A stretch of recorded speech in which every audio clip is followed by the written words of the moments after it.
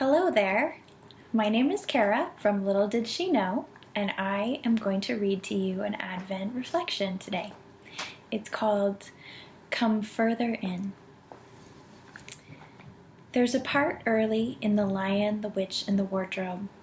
The children have made their way into Narnia, and they are walking through the woods when they hear a quiet beaver voice, "Come further in."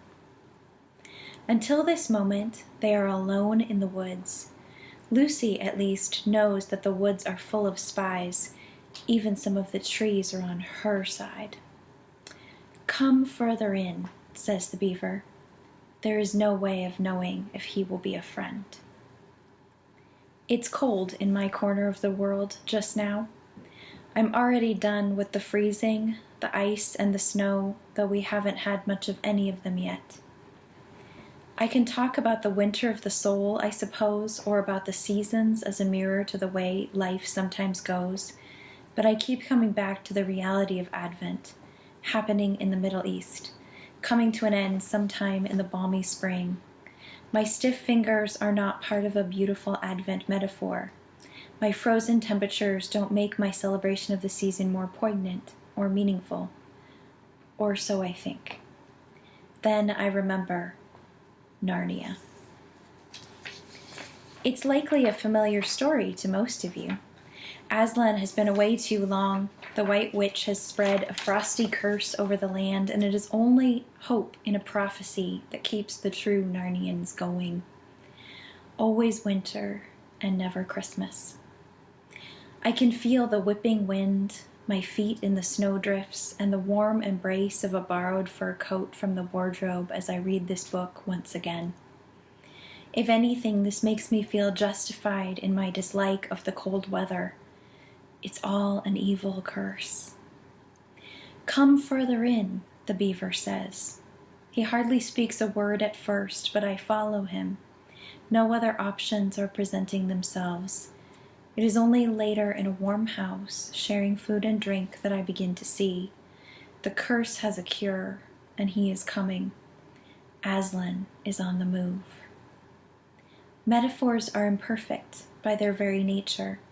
They are something trying to describe something else, something that they are not, something that they are like. I identify with metaphor. As a writer, I spend my life trying to describe something else, something that I am not, often something that I am like. In this wonderful book, written for children, I am living in a metaphor for Advent. My loathing for snow grows. But though I've read this book over and over again, still, as I accept the invitation it offers and draw nearer, I see something new. I've always identified with Lucy.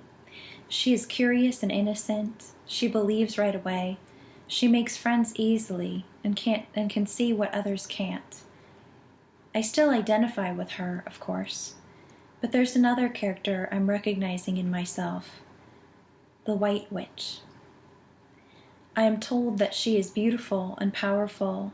I see that she is manipulative and harsh, but there's something about freezing something over. It doesn't move. It doesn't change. It doesn't grow. How often have I thought that I would like to freeze a moment in time forever? How often have the hurtful things in my life overwhelmed me, and instead of going further in, I've numbed those thoughts and feelings in the cold until I can no longer feel them.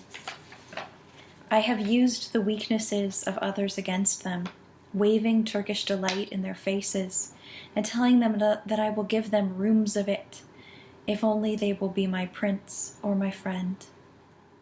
I have surrounded my house with enough ice and inanimate statues to keep almost everyone away. I am not the witch, but the witch is in me. Her voice is gentle and soothing at first, until the ice begins to melt and her illusions of control dissipate. Then she screams. She pushes her sledge through the mud until she can't move that way any longer. When that fails, she begins to walk, still wrapped in her heavy coat as the air warms around her. But Aslan is on the move, and the witch's power is weakening.